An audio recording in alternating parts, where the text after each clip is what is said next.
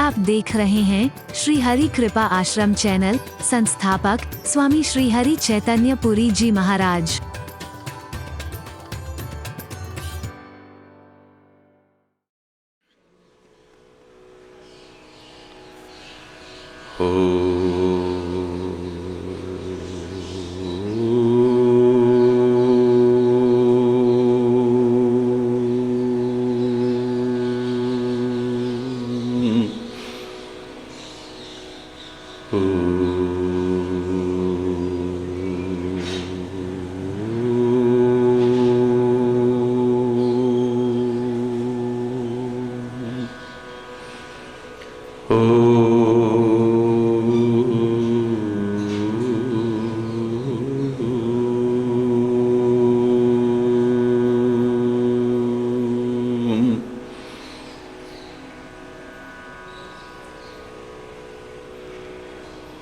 सर्वे भवन्तु सुखिनः, सर्वे सन्तु निरामया, सर्वे भद्राणि पश्यन्तु, मा कश्चित् दुःखभाग् भवेत्। ॐ शान्ति शान्ति शान्ति।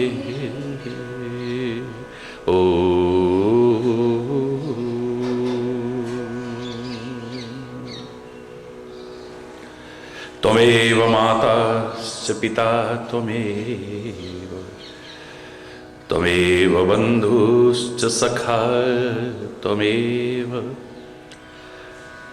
त्वमेव विद्या द्रविणं त्वमेव, त्वमेव सर्वं मम देवदेव। ॐ शान्ति शान्ति शान्ति।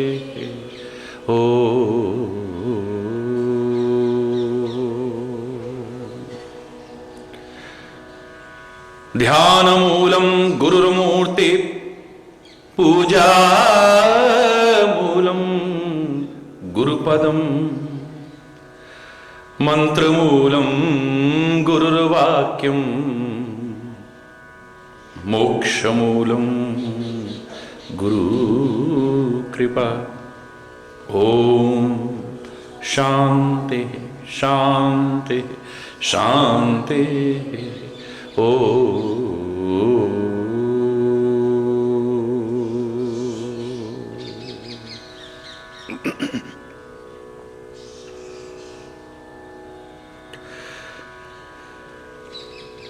मन की तरंग रोक लो, बस हो गया भजन।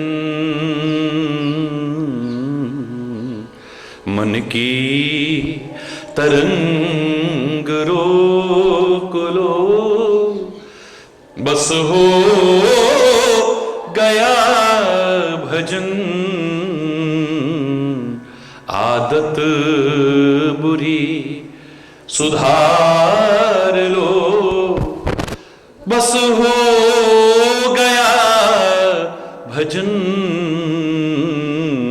आदत बुरी सुधार लो, बस हो गया भजन।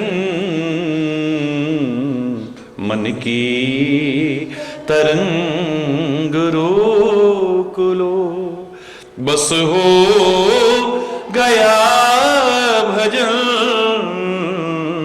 आदत बुरी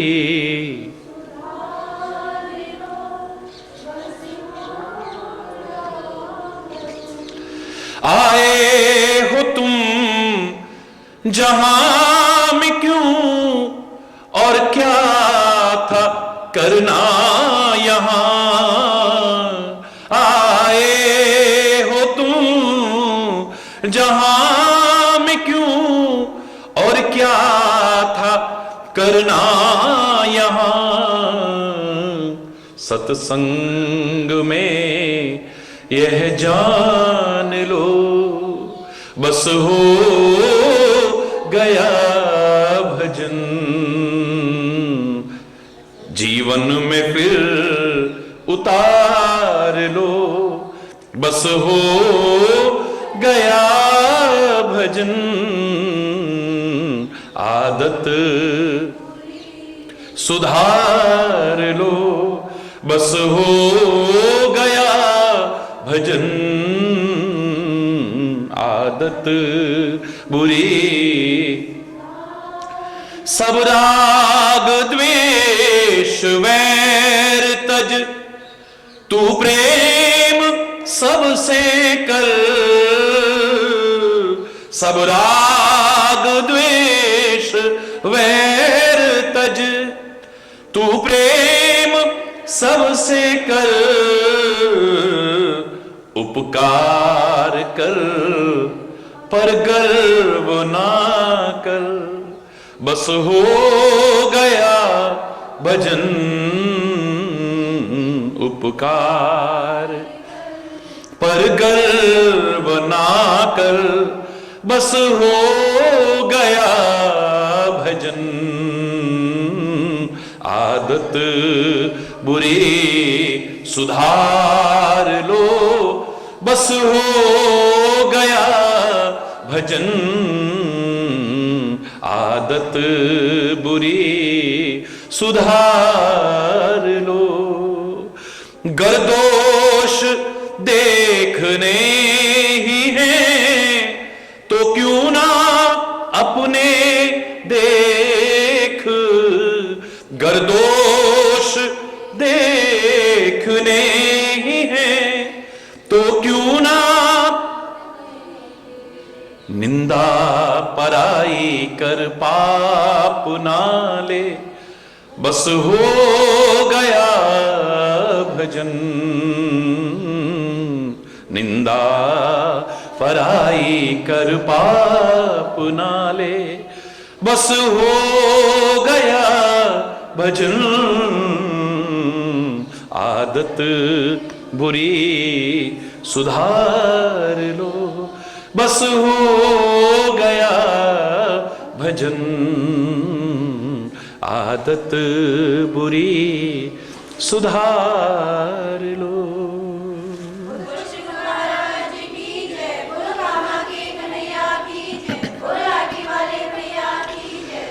हरि बोल, हरि बोल।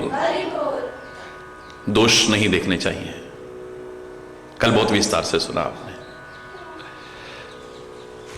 हरि बोल।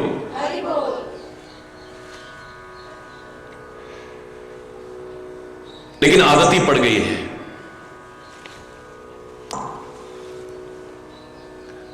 कोई बात नहीं, देखो, और मैं कहूंगा जो अब तक नहीं देखते थे वो भी देखो। बस फर्क कर लो, दूसरों के नहीं, दोष अपने देखो, दूर करो, जिंदगी समझ जाएगी। हरि बोल।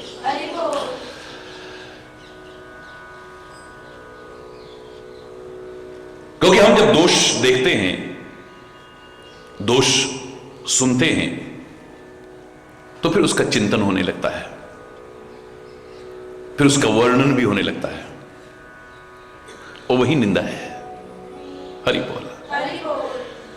वही तो निंदा है, और क्या है।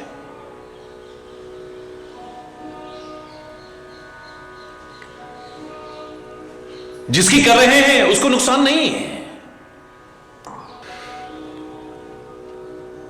कबीर तो खुलेआम कहता है, निंदो निंदो लोको मोहि निंदो, निंदा मोको जन प्यारी।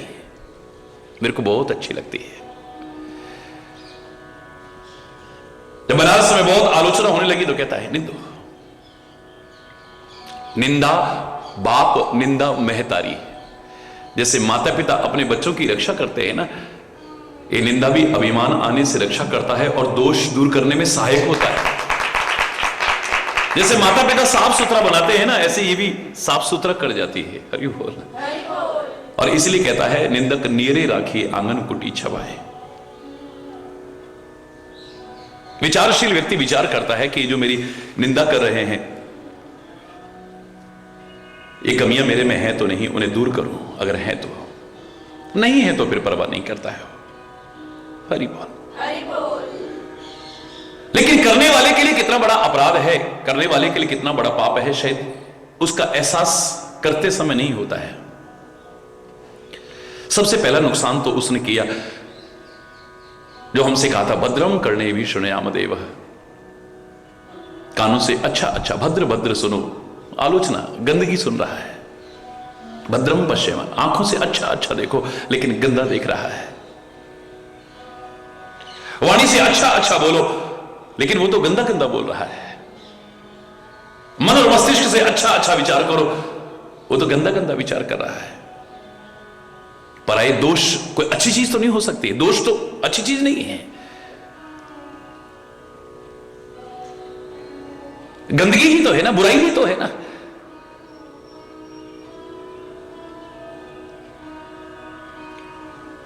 चिंतन खराब कर लिया, दृष्टि खराब कर ली, मस्तिष्क को प्रदूषित कर लिया, मन को प्रदूषित कर लिया, वाणी को अपवित्र कर लिया।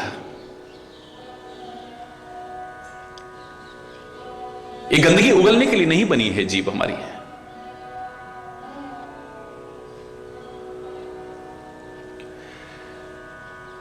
जिस मुख से हम भोजन करते हैं, इससे भजन आता, परमात्मा का नाम आता, उसका कीर्ति गायन होता तो कहीं श्रेष्ठ होता। गंदगी उगलने के लिए नहीं है, पवित्र हो, ये गंदा नहीं होना चाहिए।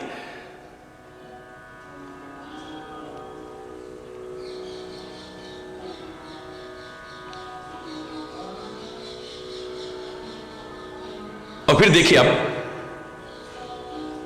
सुन रहे हैं कि किसकी निंदा करके व्यक्ति का आचरण कैसा हो जाता। कोई आवश्यक नहीं कि वो वही बन जाता है। सुर श्रुति नंदक जे अभिमानी, क्योंकि वेदों की आलोचना जो करेगा, यानी वेदों से बढ़ के अपने आप को मान रहा है ना, उनको निकृष्ट मान रहा है। आलोचना करने का तात्पर्य अपने से नीचा मान रहा है। उनकी निंदा करने का तात्पर्य अपने आप को श्रेष्ठ मान रहा है ना। देवों से भी श्रेष्ठ मान रहा है, वेदों से अपने आप को श्रेष्ठ मान रहा है, संतों से अपने आप को श्रेष्ठ मान रहा है, सदगुरु से अपने आप को श्रेष्ठ मान रहा है। ये अभिमान ही उसके पतन का कारण बन जाएगा। मिथ्या अहंकार है, क्योंकि हम किसी की आलोचना, किसी की निंदा कब करते हैं? जब उससे अपने आप को श्रेष्ठ समझते हैं। अगर कभी विचार करते और कबीर की तरह कह उठते कि बुरा जो देखने में चला मुझसे बुरा ना कोई, जो दिल खोजा आपना मुझसे बुरा ना कोई, बुरा जो देखने में चला बुरा ना मिले कोई, मुझे मिला ही नहीं। पहले करता रहा मैं। किसी मूर्ति पूजक को देखा, कांकर पाथर जोड़ के मस्जिद लही चिनाए, ताचड़ मुल्ला भांग दे, क्या है? पाहन पूजे हरि मिले तो मैं पूजू बार। किसी को नमाज अदा करते देखा तो वो कह दिया, मूर्ति पूजा करते देखा तो वो कह, किसी के हाथ में माला देखी, कर का मन का डार के मन का फिर क्या रखा है इसमें? हर कोई माला जपने वाला ढोंगी पाखंडी नहीं होता है। सबको एक रस्सी से कैसे नाप सकते हो? लेकिन जब अंतरात्मा से ऐसे महापुरुष विचार करते हैं, उन्होंने कहा यह तो अपराध हो गया, गलती है। जब कभी शांति से विचार करेगा, व्यक्ति के अंदर से एक ही आवाज आएगी कि अगर मुझे कहीं दोष नजर आ रहे हैं तो मुझसे बड़ा दोषी और कोई हो नहीं सकता, कि सृष्टि में से मुझे कोई अच्छाइयां नजर ही नहीं आ रही। मधुकर श्रेष्ठ संत गुणग्राही होना चाहिए। सज्जनों को तो, संतों को तो, साधु को तो सार सार को गही रहे, थोथा देवड़ा है, और मैं तो थोथे को ग्रहण कर रहा हूं। उस पर निगाह क्यों है मेरी?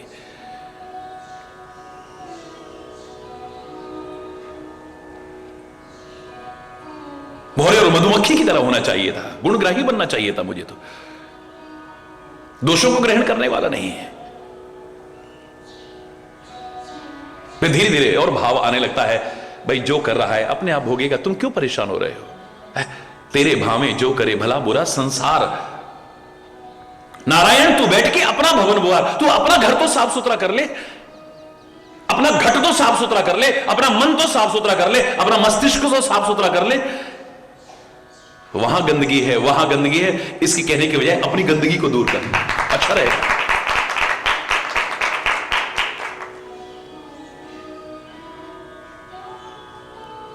अभिमानी लोग हैं ये। रौरव नरक पर ही थे प्राणी, ऐसे प्राणी रौरव नरकों में पड़ते हैं। मैं नहीं कह रहा कि वहां ऐसा नरक होता है, वहां ऐसा, यहां नरक बन जाती है जिंदगी। क्योंकि देवों की तो निंदा कर रहे हैं तो दैवत्व तो नहीं लाएंगे अपने अंदर, वेदों की निंदा कर रहे हैं तो वेदों का मार्गदर्शन तो नहीं अपनाएंगे हम,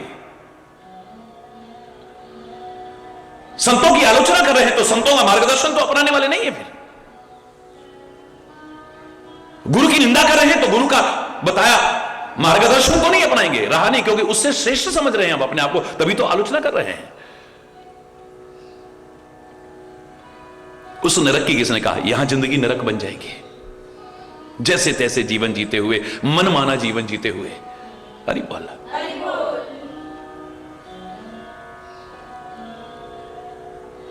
होई उलूक संत निंदारत, संतों की निंदा में जो रात दिन रत रहते हैं उल्लू बनते हैं। ये जरूरी नहीं कि कोई शरीर से बने, वो विशेषताएं आने लगती हैं। उल्लू को अंधेरा प्रिय है, अंधेरा अज्ञान का प्रतीक है। संत जो ज्ञान का प्रकाश करता, क्योंकि आलोचना कर रहे हो उससे तो दूर रहोगे, अज्ञान का अंधेरा ही जीवन में छाया रहेगा। मोह निशा प्रिय, जैसे उल्लू को अंधेरा प्रिय होता है, इस व्यक्ति को भी मोह निशा प्रिय, मोह रूपी रात्रि ही प्रिय रहेगी, अज्ञान रूपी रात्रि ही प्रिय रहेगी, भ्रम रूपी रात्रि ही प्रिय, इसे भ्रमों में ही जीता रहेगा बस।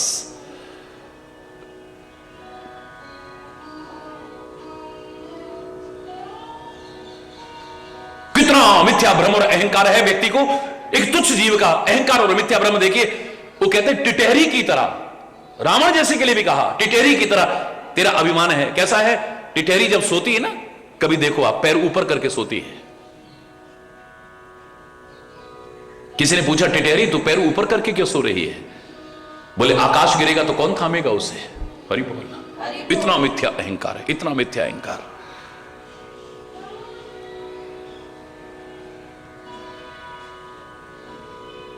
मोह रूपी रात्रि ही प्रिय रहेगी ऐसे लोगों को, अज्ञान रूपी रात्रि ही प्रिय रहेगी, भ्रम रूपी रात्रि में ही जीते रहेंगे। ये ज्ञान भानुगत, ज्ञान रूपी सूर्य तो इनके लिए अस्त हो चुका है, ये उसी में खुश हैं बस, निंदा में खुश हैं, आलोचना में खुश हैं, बुराइयों में खुश हैं, उसी में मस्त हैं बस।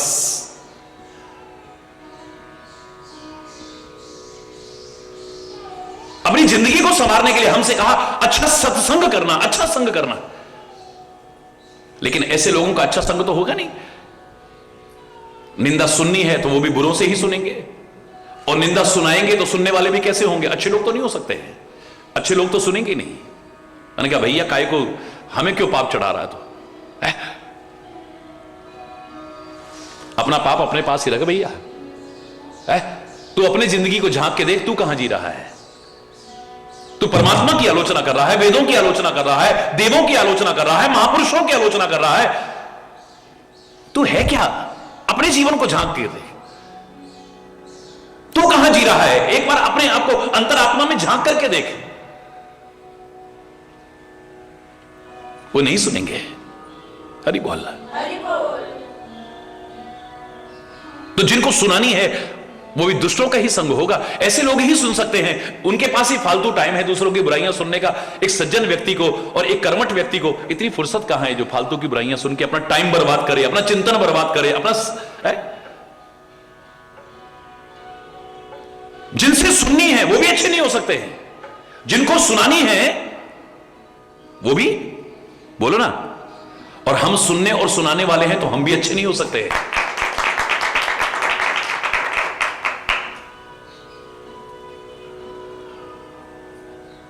उनका आपने गुरु की कह दिया, सज्जनों की कह दिया, विद्वानों की कह दिया, वेदों की कह दिया, देवताओं की कह दिया, इनकी आलोचना करके ये होता है, ये होता है, तो क्या किसी और की, आम आदमी की आलोचना कर लेनी चाहिए? क्यों? फिर प्रश्न उठा क्या एक आम आदमी की कर सकते हैं अगर बड़ों बड़ों की नहीं करते हैं तो? बोले नहीं, सबकी निंदा जे जड़ करही ते चमगादुर होए अवतरही। किसी की भी निंदा करना, किसी की भी बुराई करना, समझ लेना कि वो कैसे अवतरित होंगे, चमगादड़ की तरह। चमगादड़ होती है ना, उल्टी लटकी रहती है, उल्टी। और आप जानते हैं कि उसी मुख से वो भोजन ग्रहण करती है और उसी मुख से गंदगी करती है। घृणा हो जाएगी सोच करके भी। उसी मुख में मलमूत्र भी आ रहा है, उसी मुख में भोजन भी जा रहा है। कल्पना कीजिए थोड़ा सा।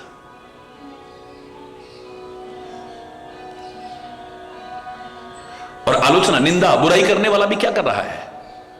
उसी मुख से भोजन भी कर रहा है और उसी मुख से बुराई रूपी गंदगी का भी परित्याग कर रहा है। मल ही तो है वो, निर्मल तो नहीं बातें हो सकती है वो, मल ही तो है, गंदगी ही तो है, बुराई क्या है? तो आप क्या निकाल रहे हो इस मुंह से? गंदगी को निकाल रहे हो। इसी से भोजन कर रहे हो, इसी से गंदगी को निकाल रहे हो। किसी की भी निंदा, किसी की भी आलोचना, किसी की बुराई करना, यानी चमगादड़ जैसी स्थिति है। इससे निकृष्ट योनि और क्या हो सकती है? सोचिए। वही विशेषताएं हैं आपकी। ये मुख, ये वाणी अगर दी है तो ये आलोचना करने के लिए नहीं है, निंदा करने के लिए नहीं है, बुराई करने के लिए नहीं। सोई रसना जो हरि गुण गावे। रसना वही है जो हरि गुण गायन करती है, हरि की कीर्ति गायन करती है। हरि बोल मेरी रसना हरि हरि, हरि बोल मेरी रसना हरि हरि, हरि बोल,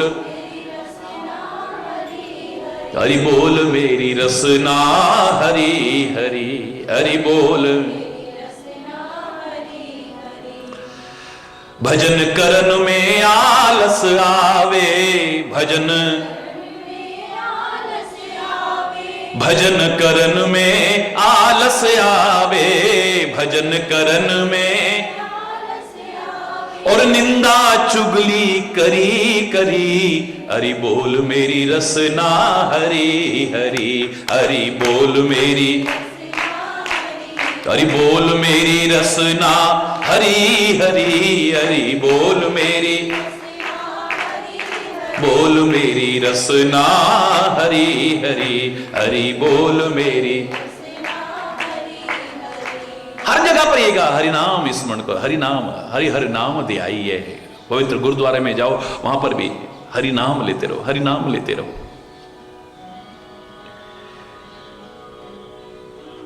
इनकी सार्थकता होनी चाहिए। आवश्यक नहीं कि आप जंगल में जाकर के तपस्या करें, कोई आवश्यक नहीं कि आप गुफाओं में जाकर के तपस्या करें, कोई आवश्यक नहीं कि हिमालय की चोटी पर चढ़कर के तपस्या करें। मैंने तो आपसे हमेशा कहा है कि आप जहां रहते हो उसी स्थान को तपस्थली बना लो। अपने जीवन की हर क्रिया को, दिनचर्या को तपश्चर्या परिपूर्ण बना लो। अपने गृहस्थ को ही तपोवन बना लो, जिंदगी संवर जाए। और ये तपस्या है,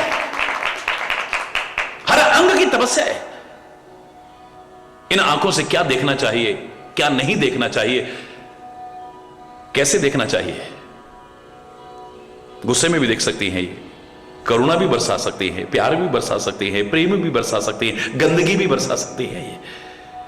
इन आंखों से क्या देखना चाहिए, क्या नहीं देखना चाहिए, किस तरीके से देखना चाहिए और कब देखना चाहिए, कब नहीं देखना चाहिए, आ जाए आपकी आंख तपस्वी हो जाएगी।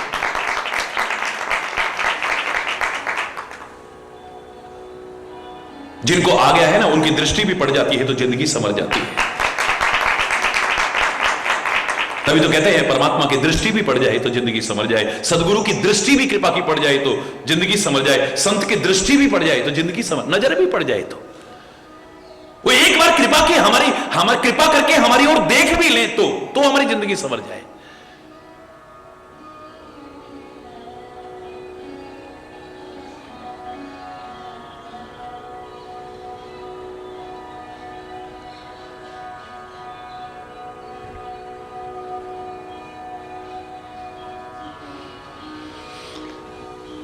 हरि बोल, हरि बोल।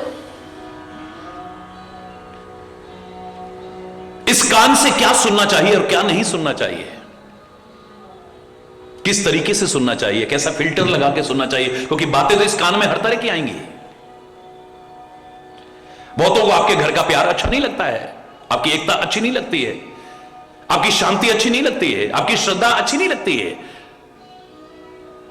बोल करके दूषित करने की कोशिश करेंगे, मनमुटाव पैदा कर देंगे, विरोध पैदा कर देंगे, अश्रद्धा पैदा कर देंगे। इन कान में तो हर तरह की बात आएंगी, पर सार सार को गही रहे थोथा दे, ऐसा सूप बना लिया जाए किसी।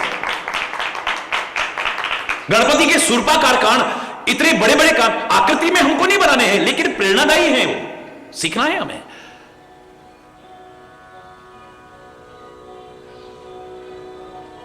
और आभूषण सबके लिए बने होंगे नहीं, चूड़ियां हर एक के लिए नहीं बनी थी। पुरुषों से अगर कहा जाए ना लो चूड़ी पहन लो, यानी उसको कायर कह रहे हैं हम। यद्यपि चूड़ी पहनने वाला कायर नहीं होता है, नारी को कभी इस तरह से समझने की कोशिश ना करे, लेकिन मैंने देखा महिलाएं कहेंगी लो चूड़ी पहन के बैठ जाओ, इसका मतलब तुम निकम्मे हो, निठल्ले हो। किस क्षेत्र में तुम आगे नहीं बढ़ रहे हो, लेकिन एक ऐसा उदाहरण सा बना लिया है लोग। ये सबके लिए नहीं बनी है, पायजेब सबके लिए नहीं बनी है, नथ सबके लिए नहीं बनी है, चूड़ामणि सबके लिए नहीं बनी है। हरि बोल। इन आभूषणों में एक आभूषण था जो पुरुष और नारी सबके लिए बनाया गया था। वो क्या था? कर्णफूल। कान में जो आभूषण डाला जाता था, आज उसे आप कुंडल कहते हो, कुछ भी कहते हो, लेकिन इसका नाम था कर्णफूल, श्रवण फूल कहते थे। यह पुरुषों को भी पहनाया जाता था, स्त्रियों को भी पहनाया जाता था। क्या भाव था इसका? साइंटिफिक कारण क्या है, मैं उसकी चर्चा नहीं कर रहा हूं।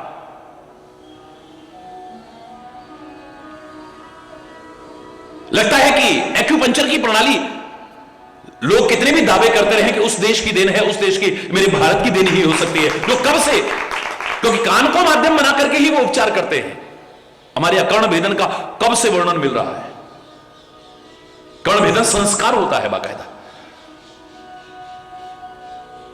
तो कान में जो आभूषण डाला गया उसका नाम था श्रवण फूल, कर्णफूल, जो सीधे सीधे सिखा रहा है, सबको सिखा रहा है कि इस कान में फूल जैसी बात आनी चाहिए, यानी अच्छी अच्छी बातें आनी चाहिए। और अच्छी बातें कब आएंगी? जब अच्छी संगति में बैठोगे। बुरी संगति में बैठ करके अच्छी बातें कान में नहीं आ सकती। बुरी संगति में बैठ करके ये उम्मीद करना कि कान में अच्छी बातें आएंगी, ये तुम्हारा भ्रम होगा। इन कानों से क्या सुनना चाहिए, क्या नहीं सुनना चाहिए, कैसा फिल्टर लगा के सुनना चाहिए, आ गया तो आपके कान भी तपस्वी है। इस नासिका से क्या सूंघना चाहिए और क्या नहीं सूंघना चाहिए, यहां भी संगति का महत्व आएगा। आप शराबियों के साथ बैठेंगे, नशेबाजों के साथ बैठेंगे, तो नाक क्या सूंघेगी? बोलो, गंदगी ही सूंघेगी। मांसाहारियों के पास बैठेंगे,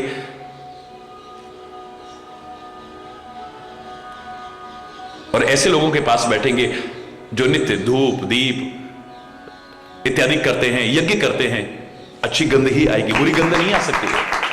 इस नासिका से क्या सूंघना चाहिए और क्या नहीं सूंघना चाहिए, अगर आपको आ गया, आपकी नाक तपस्वी है, याद रखना, तपस्या है ये भी।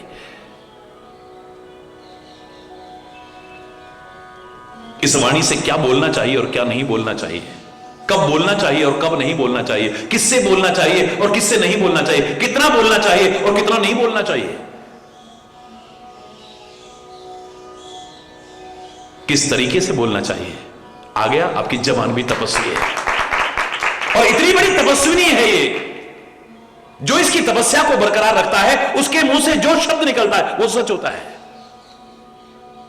महाराज जी ने कहा ये सच हो गया, महाराज जी ने कहा, अरे तुम बोलो ना ऐसा, तुम्हारे जबान का भी निकला हुआ वचन सत्य होगा, पर इसकी तपस्या को तो मत भंग करो। इससे बड़ी तपस्विनी और कौन हो सकती है? मैंने कहा था ना कि दांतों के बीच, 32 दांतों के बीच रहती है, यानी कठोरता के बीच रहती है। कितनी बार कटती है, कितनी बार लहूलुहान होती है, उसके बाद भी कोई दुर्भावना नहीं आती इसके मन में।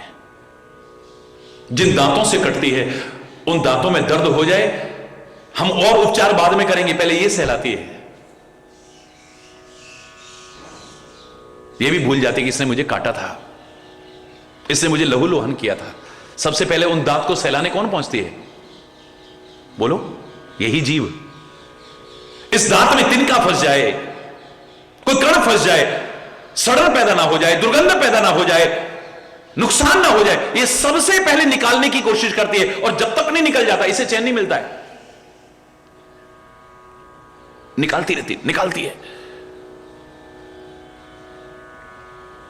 इतने कठोर लोगों के बीच रहती है और फिर कोमल बनी रहती है। यही तपस्या है। ये दांत जो इसे काटते हैं ना, लहूलुहान करते हैं, ये जवान चाहे तो कुछ ऐसा बोल दे कि दांत तोड़वा दे, 2 मिनट में सारे दांत तोड़वा दे, लेकिन नहीं, हरी बोलना। यही तपस्या है। इस जवान की जो तपस्या है, अगर इसे बरकरार रखे, इसका जो प्राकृतिक स्वरूप है, मैंने कहा था ना, हमारे कुछ अंग विशेष, इनमें हड्डी नहीं दी है, यानी कठोरता नहीं आनी चाहिए। जीव में हड्डी नहीं है, यानी परमात्मा क्या कह रहा है, इसमें कठोरता नहीं आनी चाहिए। हमारे हृदय में हड्डी नहीं है, यानी हृदय में कठोर भावनाएं, इसमें कठोरता नहीं आना चाहिए। हमारे मस्तिष्क में हड्डी नहीं है, यानी चिंतन हमारा कठोर नहीं होना चाहिए।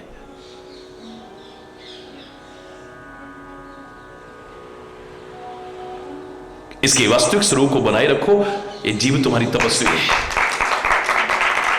जो निकलेगा इससे वो सत्य सिद्ध होगा, याद रखना। इस मुख से क्या भक्षण करना चाहिए और क्या भक्षण नहीं करना चाहिए, कितना भक्षण करना चाहिए, किस तरीके से भक्षण करना चाहिए। हरि बोलना। भक्ष्य अभक्ष्य का भी विचार हो, अन्न की पवित्रता का भी विचार हो, भोजन करते की रीति का भी विचार हो। मैं दावे से कह रहा हूं, आपका मुख भी तपस्वी हो जाएगा। इन हाथों से क्या कर्म करने चाहिए और क्या कर्म नहीं करने चाहिए। इन हाथों से गुस्से का भी प्रदर्शन हो सकता है। इन हाथों से हम किसी को अभय भी कर सकते हैं, घबराओ मत, हम हैं ना तुम्हारे साथ। ढांढस दे सकते हैं, सांत्वना दे सकते हैं, आशीर्वाद दे सकते हैं, इसमें ममता लुटा, वात्सल्य लुटा सकते हैं हम इन हाथों से ही। वासना भी लुटा सकते हैं इन्हीं हाथों से ही। अच्छे कर्म भी कर सकते हैं इन्हीं हाथों से, और बुरे कर्म भी कर सकते हैं इन्हीं हाथों से। किसी को पीड़ित भी कर सकते हैं इन्हीं हाथों से, और सेवा भी कर सकते हैं इन्हीं हाथों से। सेवा भी कर सकते हैं, किसी को धक्का भी मार सकते हैं ये हाथ, गिरा भी सकते हैं, और किसी गिरते हुए को उठाकर के हृदय से भी लगा सकते हैं ये। किसी की जान ले भी सकते हैं ये हाथ, किसी की जान ले भी सकते हैं, किसी की जान ले भी सकते हैं, और ऑपरेशन करके किसी को जान दे भी सकते हैं। ये हाथ वही है, बस जैसा करना चाहिए इन हाथों से वही हुआ, तो आपके हाथ भी तपस्वी है, याद रखना। जिस पर रख दिया हाथ उसकी जिंदगी संवर गई। जो चरणों में आकर के गिरा, जिसको आशीर्वाद दिया, महाराज जी आपने सिर पे हाथ रखा ना, आशीर्वाद दिया, देखा हम ये सोच के आए थे, ये हो गया, ये सोच गया। खाली महाराज जी से कहने वाले नहीं मिलेंगे, तुमसे भी कहेंगे लोग, हमारे सिर पे हाथ रख दो जरा, हमारे सिर पे हाथ रख दो जरा। और नहीं आया ना तो कहेंगे, अगर आपने किसी को हाथ भी लगाया तो आपको गंदा आदमी समझ करके, मेरे को छू कैसे दिया तूने, मेरे को हाथ कैसे लगा दिया तूने। अरे बोलना, वो हाथ न रखे तो परेशानी है, और कोई हाथ लगा दे तो परेशानी हो जाती है। अरे बोलना, इन हाथों से जो करना चाहिए वो करो, आ जाए तो वे तपस्वी हो जाएंगे। हृदय में जो भावनाएं आनी चाहिए वो भावनाएं आ जाए। आपका मन मस्तिष्क क्या चिंतन करना चाहिए और क्या नहीं करना चाहिए, क्या सोचना चाहिए क्या नहीं सोचना चाहिए, आ गया आपका मन, आपका मस्तिष्क, आपका हृदय तपस्वी हो जाएगा। इन पैरों से कहां चल करके जाना चाहिए और कहां चल के नहीं जाना चाहिए आ गया। मैं दावे से कह रहा हूं आपके पैर भी तपस्वी हो जाएंगे, आपका अंग अंग अंग अंग तपस्वी हो जाएगी। आज 11-11-11 है, ऐसा संयोग फिर 100 वर्षों बाद आता है, फिर 12-12-12 आएगा। हरि बोलना है, हमेशा नहीं मिलता है ऐसा संयोग। आज पूरा एकादश एकादश एकादश एकादश है, और आपने देखा कि आज 11-11-11 को 11:11 पर हमने यहां पाठ भी प्रारंभ किया है, उधर वृक्षों का भी किया, एक अच्छी प्रेरणा, अच्छा संदेश देने की कोशिश की। हमारे यहां एकादशी का व्रत होता है, बहुत महत्व है इसका। अभी आपने देखा देवोत्थान एकादशी पर यहां आपके कामा के आश्रम में और तीर्थराज विमल कुंड पर जो दीपदान हुआ, लाखों लाखों लोगों ने लाभ उठाया। क्या अद्भुत दृश्य था। हरि बोलना। तो एकादशी के व्रत की महिमा क्या है, मैं इसकी चर्चा नहीं कर रहा हूं, इसका महत्व क्या है इसकी चर्चा नहीं कर रहा हूं, लेकिन इसकी पूर्णता का है, मैं इसकी चर्चा तो कर सकता हूं। आप जैसे व्रत करते हैं मेरा उसमें कोई विरोध नहीं है, आप करिए, बड़ी अच्छी बात है। लेकिन एकादशी व्रत की पूर्णता किसमें है? 5 कर्म इंद्रियां, 5 ज्ञान इंद्रियां और एक मन, इन एकादश पर अगर नियंत्रण हो जाए, एकादशी व्रत हमारा पूर्ण हो जाएगा।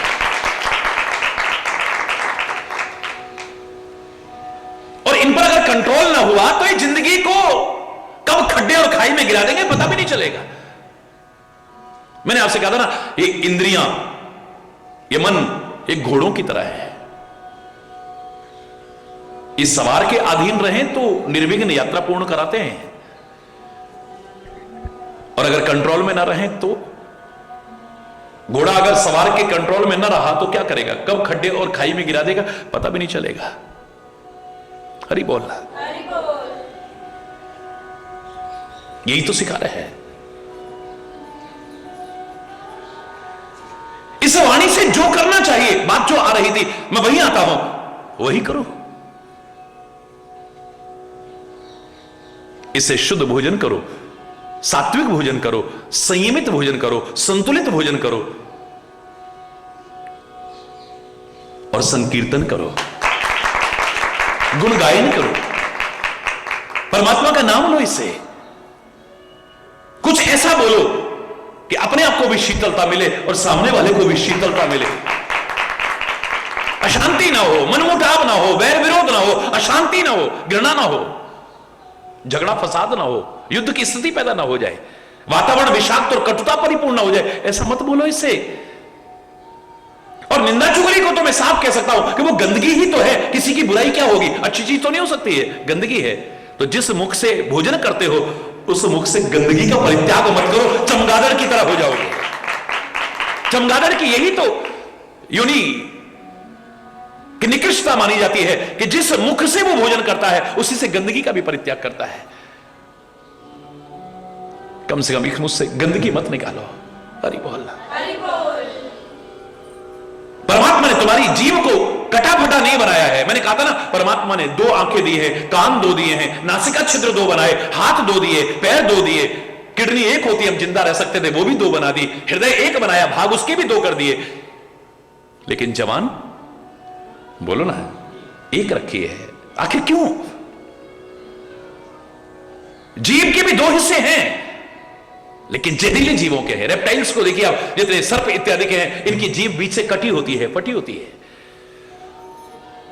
जहर उगलते हैं ये। तेरी जीभ कटी और फटी नहीं है, तू जहर क्यों उगलता है इससे? तू गंदगी क्यों उगलता है इससे? है?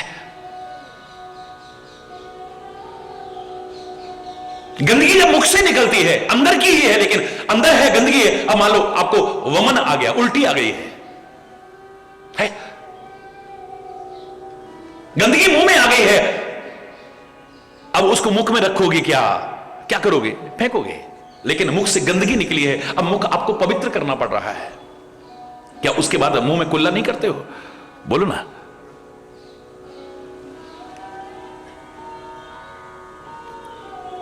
निकाल दो इससे कटुता को, वमन की तरह निकाल दो, कोई बुराई नहीं है।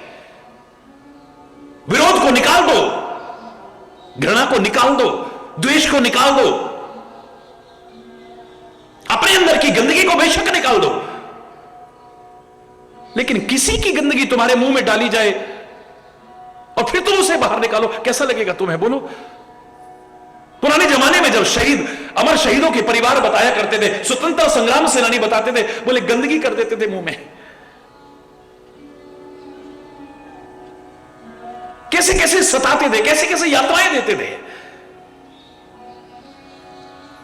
मलमूत्र डाल देते थे मुख में। सुनते हैं तो रोंगटे खड़े हो जाते हैं। कैसा लगेगा? आपके अंदर की गंदगी तो बाहर निकलनी चाहिए। जिस द्वार से निकलती है निकलनी चाहिए, बड़ी अच्छी बात है। लेकिन किसी की गंदगी को अपने मुख में डाल करके काहे को निकालने की कोशिश कर रहे हैं?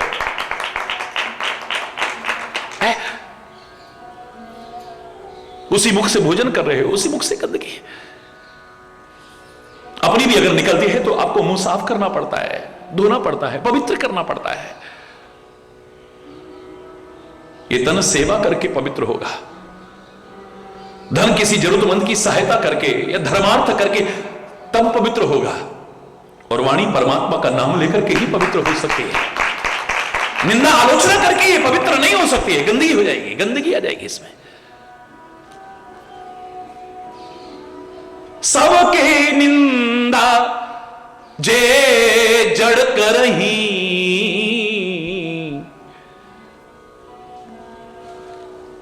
फिर वो चैतन्य की औलाद, तू चैतन्य नहीं है, जड़ है तू।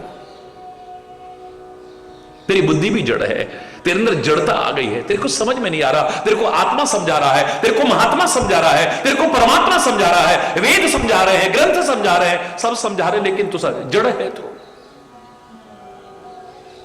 सबके निंदा जे जड़ करही, ते चमगादुर होए अवतरही। उनकी बिल्कुल दशा कैसी है? चमगादड़ की तरह स्थिति है।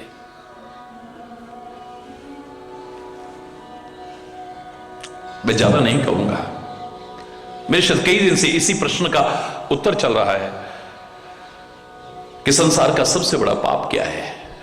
विभिन्न पहलुओं पर विचार करने के बाद ही सीधे सीधे कहेंगे तो ये भी कोई पाप है, हो गई किसी की बुराई, हो गई किसी की निंदा, सीधे सीधे नहीं लगता है इतना बड़ा पाप होगा ये।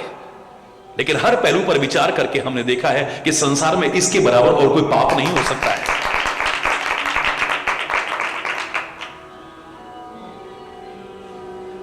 जिस व्यक्ति को अपनी जिंदगी संवारने पर ध्यान नहीं है, मात्र दूसरों के दोषों के चिंतन पर ही ध्यान है, वो ऐसा क्यों कर रहा है, वो ऐसा क्यों बोल रहा है, वो ऐसा क्यों कर रहा है, वो ऐसा क्यों कर रहा है, हाय इसका क्या होगा, हाय इसका क्या होगा, इस पर ध्यान ही नहीं कि मेरा क्या होगा।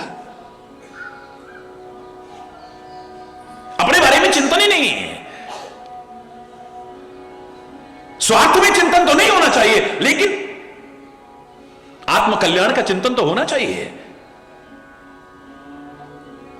यह भाव तो हमारे मन में आना चाहिए। हम संसार में क्यों आए हैं, क्या करने आए हैं, क्या कर रहे हैं, जो कर रहे हैं वो सही है या गलत है, जो कर रहे हैं इसका परिणाम क्या होगा, सुखद होगा या दुखद होगा, यह हमारे जीवन का उत्थान करेगा या पतन करेगा, भला होगा या बुरा होगा, इसमें लाभ होगा या हानि होगी। आए हो तुम जहां में क्यों और क्या था करना यहां, सत्संग में यह जान लो बस हो गया भजन, सत्संग में यह जान लो बस हो गया भजन। और खाली जान मत लो, जीवन में फिर उतार लो, बस हो गया भजन, आदत बुरी सुधार लो, बस हो गया भजन, आदत बुरी।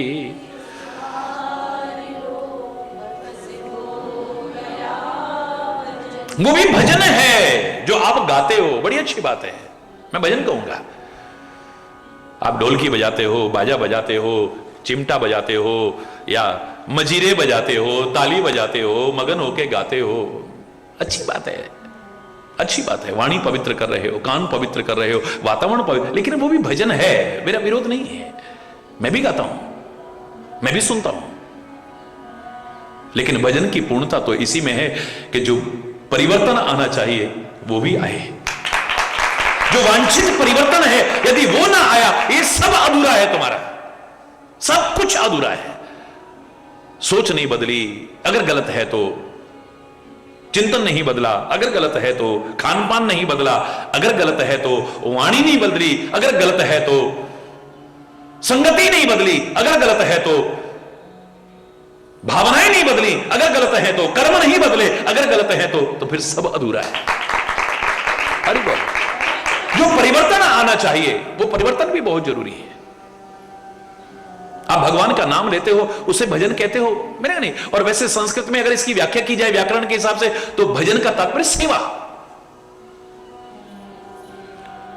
पवित्रता देता है। सेवा सबसे बड़ा धर्म है।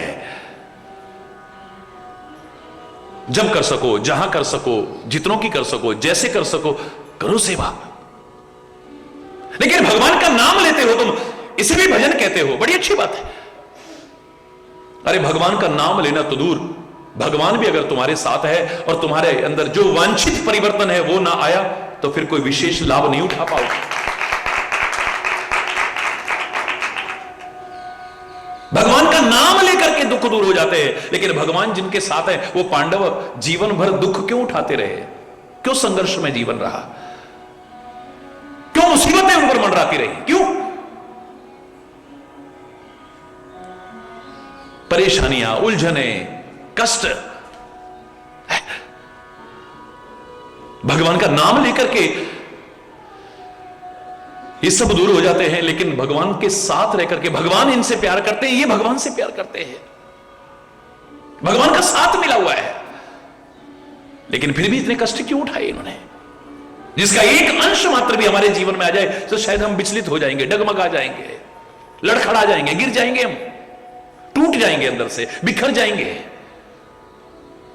इतने भयानक दुखों में भी वो क्यों रहे? भगवान का साथ रहने के बावजूद। इस सामान्यता प्रश्न उठता है लोगों के मन में, लेकिन उनके जीवन से उत्तर भी मिल रहा है ना, उस पर भी तो ध्यान दो। अगर परमात्मा की कृपा से तुम्हें परमात्मा का साथ मिला है, या अपने कोई पुण्य जागृत हुए हैं जिसकी वजह से परमात्मा का, सदगुरु का, संतों का तुम्हें साथ मिला है, इसका तात्पर्य नहीं कि चाहे जो सोचते रहो, चाहे जो खाते रहो, चाहे जो बोलते रहो, चाहे जैसे कर्म करते रहो, चाहे जैसी संगति करते रहो। किसने छूट दे दी है तुम्हें? अब तो तुम्हारा जीवन और अच्छा होना चाहिए, तुम्हारे कर्म और अच्छे होने चाहिए, तुम्हारी सोच और अच्छी हो, तुम्हारा चिंतन और अच्छा होना चाहिए, तुम्हारा स्वभाव और अच्छा होना चाहिए। देख करके कोई कहे वाह, अवश्य ही किसी संत का साथ है, किसी सदगुरु का साथ है, परमात्मा का साथ है, धर्म का साथ है, लगना चाहिए, दिखना चाहिए, तुम्हारे जीवन के हर आचरण से झलकना चाहिए। न सोच बदली, न खान पान बदला, न बोली बदली, न स्वभाव, न संगति, हरि बोलना, न चिंतन, जो गलत है नहीं बदला तो फिर क्या बदला? कुछ नहीं मिलने वाला है। फिर भगवान का भी साथ मिल जाए, चाहे सच्चे सदगुरु का साथ मिल जाए, बड़े महापुरुषों का साथ मिल जाए, संतों का साथ मिल जाए, फिर भी ये छूट नहीं मिल गई है कि आप चाहे जैसी जिंदगी जियो। अब भगवान का साथ मिल गया है ना, ना ना ना ना ना, हरगिज भी नहीं। अब तो और बड़ा उत्तरदायित्व जाता है आप पर। उनको कलंकित मत करिए, उनको अपमानित मत कराइए। कोई ये ना कहे आपसे ये देखो, वैसे तो बड़ा सत्संग में जाते हैं, वैसे तो बड़े गुरु महाराज को मानते हैं, वैसे तो बड़ा भगवान का नाम लेते हैं, वैसे बड़े धर्मातर, ऐसे देखो इनकी बोली देखो, इनकी सोच देखो, इनकी संगति देखो, इनका खान पान देखो। उनको लज्जित मत कराना कभी।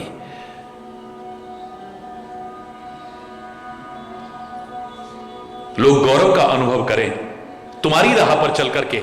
अरे देखो, जब से जाने लगा है इसकी जिंदगी संवर गई है। हम भी चलते हैं, अपने बच्चों को ले जाते हैं, उनका भी जीवन बदल जाएगा, तब मजा आएगा। अरे बोल।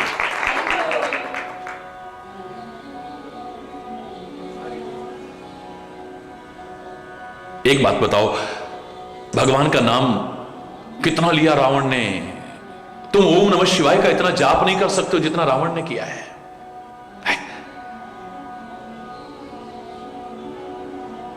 तुम्हें 10 लोगों में शर्म आ सकती है, हो सकता है कीर्तन करते हुए कोई मजाक ना उड़ाए, कोई मजाक ना उड़ाए, लेकिन कहते हैं ये पागल होकर के नाचता था।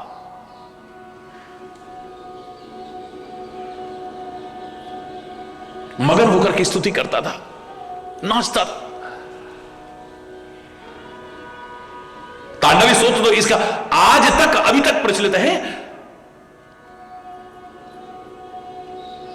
शिव को प्रसन्न करने के लिए क्या स्तुति है।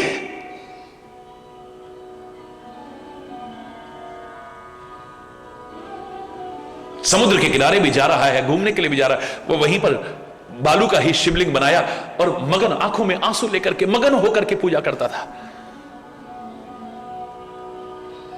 कितना ओम नमः शिवाय का जाप किया, और ओम नमः शिवाय का जाप जो किया, कितनी कठोर तपस्या की, अपनी गर्दन तक काट काट के चढ़ा दी,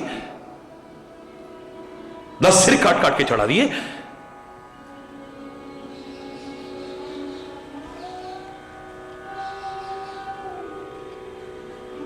और उसका वो भक्ति, उसकी वो तपस्या सफल भी हुई। भगवान शिव साक्षात प्रकट होते हैं। तुम्हें दर्शन हुए नहीं हुए, लेकिन उसको शिव के दर्शन भी होते हैं। हरि बोलना। शिव के भी दर्शन होते हैं, और शिव के अवतार हनुमान के भी दर्शन होते हैं। हरि बोलना।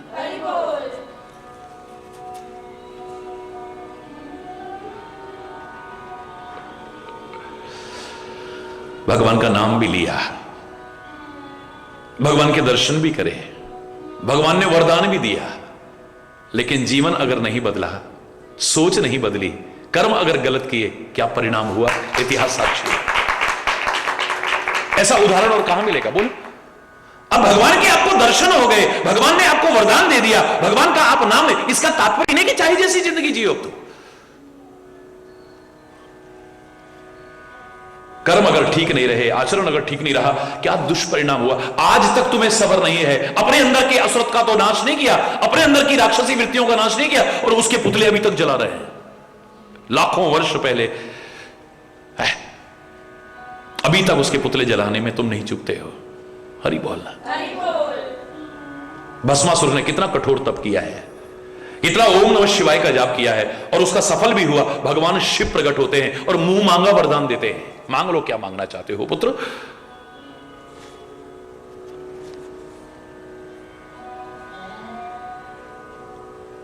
लेकिन सोच नहीं बदली जो बदलने चाहिए थे। क्या परिणाम हुआ? मांग लो जो वरदान मांगना चाहते हो। बोले जिसके सिर पर हाथ रखूं वो जल के खाक हो जाए।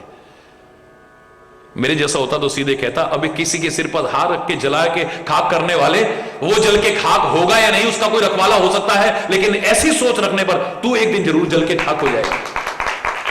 जो किसी का बुरा चाहेगा उसका भला नहीं हो सकता है। भगवान शिव के दर्शन करके भी, इतने कठोर तप करके भी, इतना नाम सुमिरन करके भी, सोच क्या है तुम्हारी? है? हरि बोलना।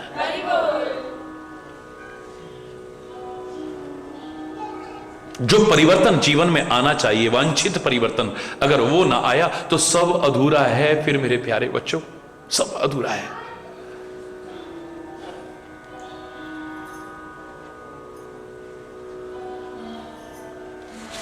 हुकुकी तो उठेगी अंदर से,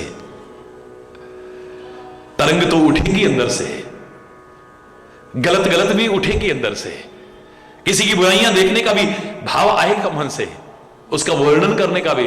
बस इसी को रोक लो, यही भजन है। फिर एक बार बोलो ना, मन की तरंग रोक लो, बस हो गया भजन। मन की तरंग रोक लो, बस हो गया भजन। आदत बुरी सुधार लो, बस हो गया भजन। आदत बुरी सुधार लो, बस हो गया भजन। मन की तरंग रोक लो, बस हो गया भजन। फिर एक बार कहिए, आए हो तुम जहां में क्यों, और क्या था करना यहां। आए हो तुम जहां में क्यों, और क्या था करना यहां। सत्संग में यह जान लो, बस हो गया भजन। जीवन में फिर उतार लो, बस हो गया भजन।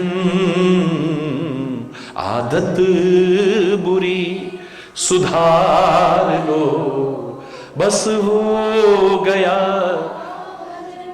कई बार बोला लेकिन बार बार बोलने को मन कर रहा है, एक बार फिर आगे भी बोलो।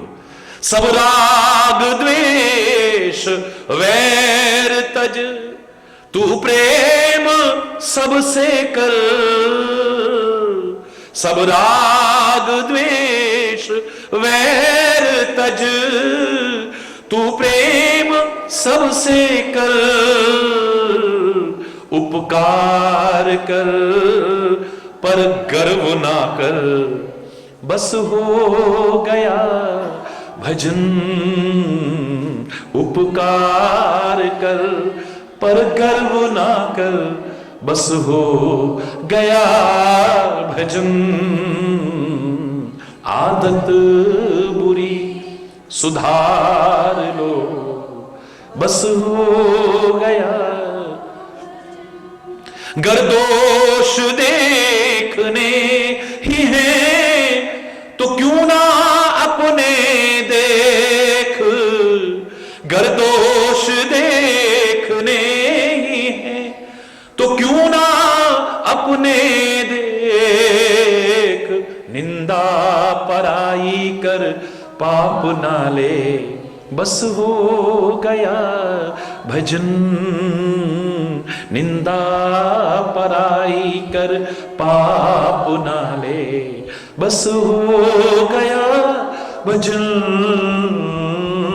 आदत बुरी सुधार लो, बस हो गया, बस हो गया, बस हो गया भजन।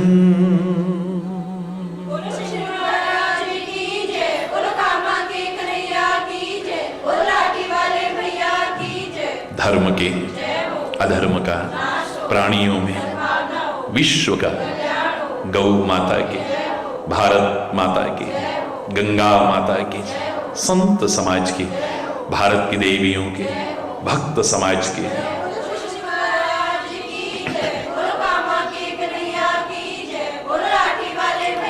बोलो वृंदावन बिहारी लाल की जय। जय श्री राधे श्याम राम। हरि बोल, हरि बोल।